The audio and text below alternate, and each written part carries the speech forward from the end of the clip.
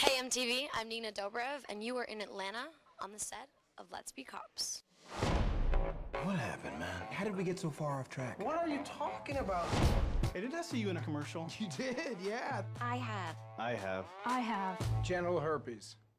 What's up? Let's Be Cops is about a couple of friends who become life losers. No jobs, sitting around smoking weed, drinking too much.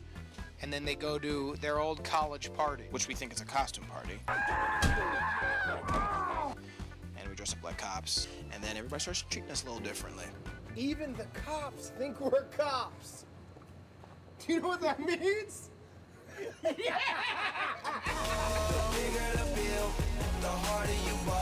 Sack up and go talk to her, man. You right? Yeah. Great talk. This is the first comedy that I've ever done. I play Josie. She's sort of the only girl in the film. The boys are carrying it for me, and my character has a few moments. One of us needs to go undercover. I look like someone hit me in the face with Lil Wayne. Oh, that's funny. We're shooting the scene with Keegan-Michael. He's from Key and Peele. And he's hilarious. Very, very funny guy. Oh, Andy Garcia's great in the movie. We're really excited to have him. Rob Riggle plays a intense cop. You get to see a dramatic side of Rob Riggle, which is really cool. Which is awesome. It's been the most fun for me personally because I'm usually on Vampire Diaries, which is a very serious set. A lot of people dying all the time, a lot of blood, and this whole experience has just been hilarious. I haven't stopped laughing. I feel like I've gotten laugh lines just from being here.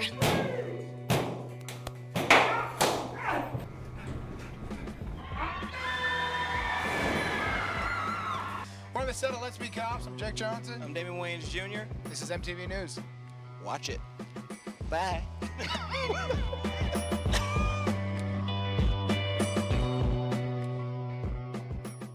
And we are back live. MTV's Comic-Con Live continues with one of the stars of Let's Be Cops, Nina Dobrev. Hey, how's it Always going? good to see you, Nina. How's it You going? too. So you are no stranger to Comic-Con, but Nope. this is a bit of a different capacity. You get to both promote, obviously, Vampire Diaries, but be a part of this awesome, crazy comedy. Yeah, I mean, I'm basically a veteran at this point. I remember my first Comic-Con, I wore like a Mickey Mouse t-shirt and jeans and flats, and now I'm like, every year I just like try to go bigger and bigger and bigger, but yeah, 6 years in. This year I have a movie to promote, and it's hilarious. The boys really did an incredible job. They're like the funniest people I know. So I'm excited to be here and like talking about this because it was such a great experience. It's exciting too that, yeah, I mean, you mentioned we had 3 of them here today, and it's impossible to have a normal conversation with them because they're just always riffing and hilarious, to say the least. I know, yeah. And this is like a fun, this is like R-rated comedy. This is like, you know, edgy, kind of crazy comedy. Is it fun? Is that your comfort zone to be in that kind of thing? Honestly, when we shot the movie, we didn't know if it was going to be R really? or if it was going to be PG-14 because,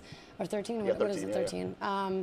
So, like, we had to do both versions. Like, we do the scripted version, and then they gave us a couple takes to just do whatever we wanted. Nice. And I guess the ones that we did whatever we wanted, they ended up liking the best, and it made the better movie, Okay. the funnier movie. So it became rated R, and I agree with the decision because honestly, I don't know if you've seen it. I haven't seen it yet. It's hilarious. And I can say that without sounding cocky because it's the boys' movie. Like, they're the stars, and I'm the girl, like the side girl, whatever. But it's a really funny movie. Are you comfortable in that atmosphere? Because like there are a lot of like really amazing improv comedians in this, and I would imagine there's at least a fair amount on set of riffing and stuff. Oh yeah, it was like the scariest thing on the planet. But I think once I got there and got to play around and got to know the boys, like I just sort of became one of the boys, and Right. I just kind of played off of them, and the whole experience, you know, I'm not necessarily like the funny girl in the movie, Right. but it's definitely, I'm addicted now, and I know what it's like, and I just finished another comedy a month ago, Nice. so I've definitely got the bug. So obviously the other hat you're wearing here, Vampire Diaries, is always what we're season 6. Is that where we're at? Yeah. I've lost count by this time. Yeah, me too. You have you. Is it season 6? Yeah, totally. So I mean, this is it's not where we're at right now because a lot of people are talking about this as kind of like a reboot, kind of like of really major changes going on and kind of breathing a kind of a new kind of life into the show. Is that how you view it as well? Yeah, I mean, well, for a few reasons. Damon died, Kat died, Elena is in college, and also they can't go back to Mystic Falls. Like it's like they're forbidden to go there anymore. So a lot of things have changed. The dynamic has definitely changed, but it's still the same like heart and soul and the same characters that you know and have grown to love. What's your attitude about like when you first started the show in the first season or two, when like fan fiction started and you heard terms like shipping, which like you know has only come into like the fore in the last few years?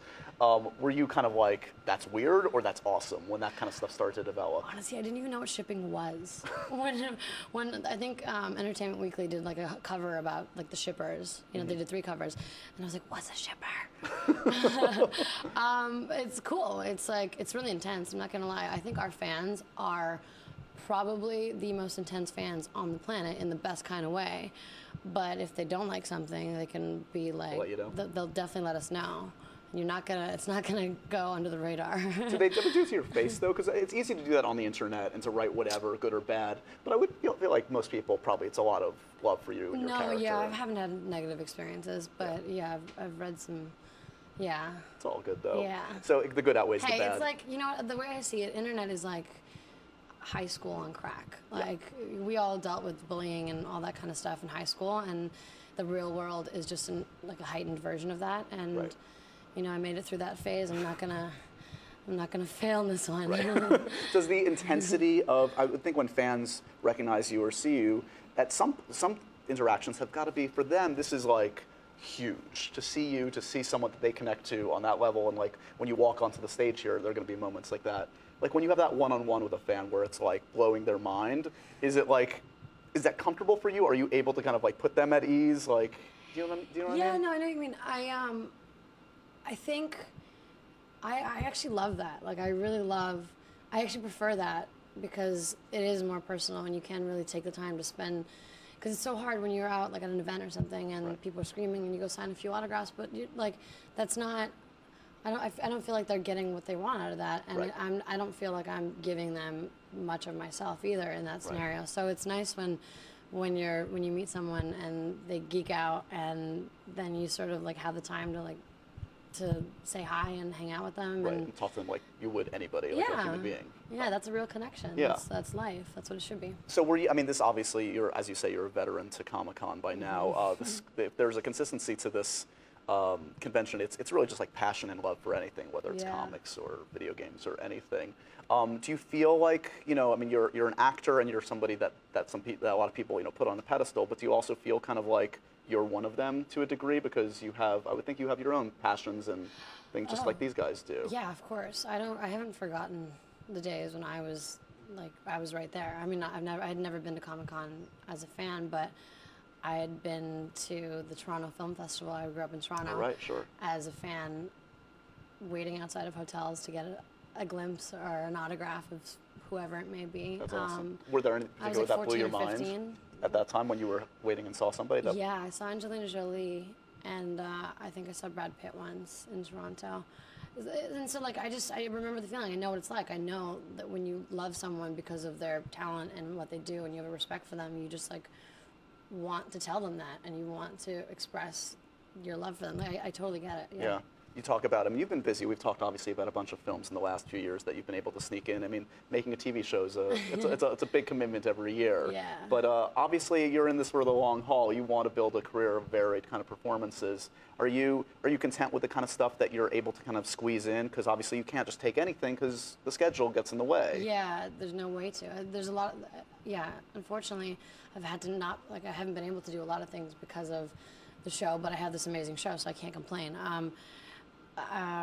But yeah, every year I've sort of decided to do something completely different, which has kind of kept my passion and my inspiration going and kept me creatively fulfilled too. Between Perks of Being a Wallflower, which was, you know, a drama, like a teen drama, and then we had Lesbian Cops is like a rated R comedy, and the film that I just did, Final Girls, is also a comedy but with like a thriller twist. Everyone online keeps saying it's a horror. I don't think it's a horror. Okay. More of just a tense kind of... There's a horror film within the film. Got it. But it's not a horror movie. Okay. It's a comedy. But because it's like nothing you've ever seen before. I'm actually so excited for it. I can't wait.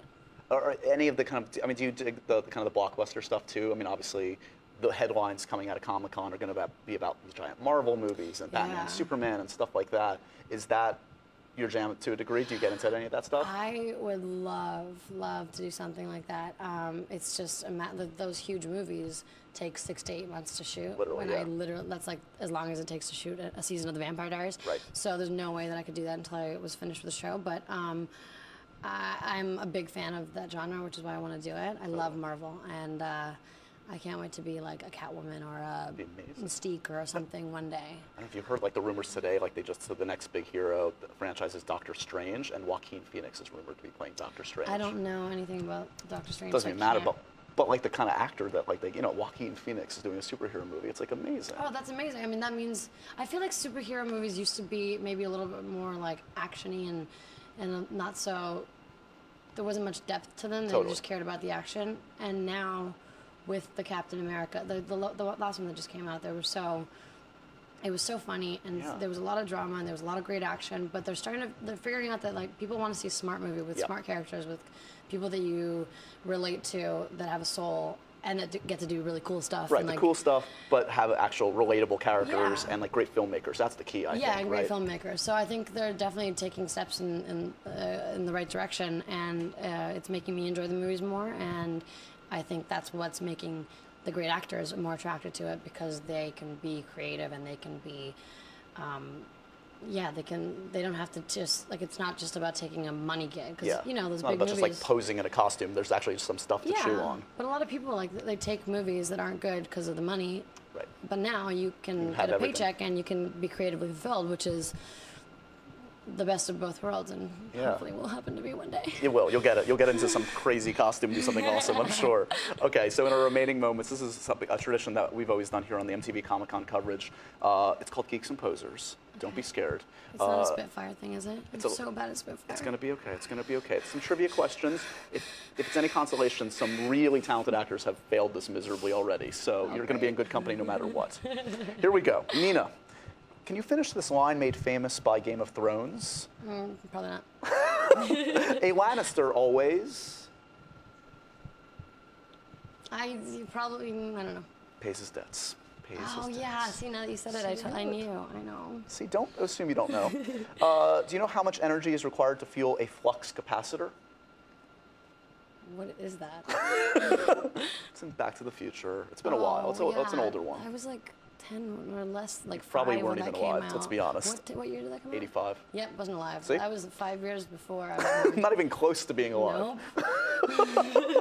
I am the oldest man at Comic-Con. Here we go. Who is the villain in the next Avengers movie? Maybe me, hopefully. Breaking news. I mean, I'd love to, if they, please. But you're too nice. You can't be a bad. Have you watched the show? It's true. Do you know Never who Catherine mind. is? I'm used to the Don't interactions make here. me bite you. I will. Don't do it, please. Be nice. Name the 3 Riddick movies. Chronicles of Riddick. Vin Diesel and Riddick. Vin Diesel and Riddick. Vin Diesel and Riddick 2. Perfect. Nailed it. Finally, can you give me your best imitation of Gollum? My precious. Nailed it. I actually love the Lord of the Rings movies. I read all the books. I learned Elvish when I was in high school. Amazing. I skipped school every Friday of every year that they came out. So. Our next interview will be in Elvish. We'll do it that way. That was 10 years ago. I don't know how to speak. I need to bone up too, don't worry. It's always good to see you, Nina. Vampire Diaries, as always, of course, continuing. Let's Be Cops, coming soon, very soon. Yeah. Can't wait to see it. Everybody's saying amazing things about it. Thank you. In fact, let's take a look at the trailer for Let's Be Cops, and on the other side, I think we're going to have Triumph the Insult Comic Dog. He's going to really be mean to me. Bye, guys. Here you go.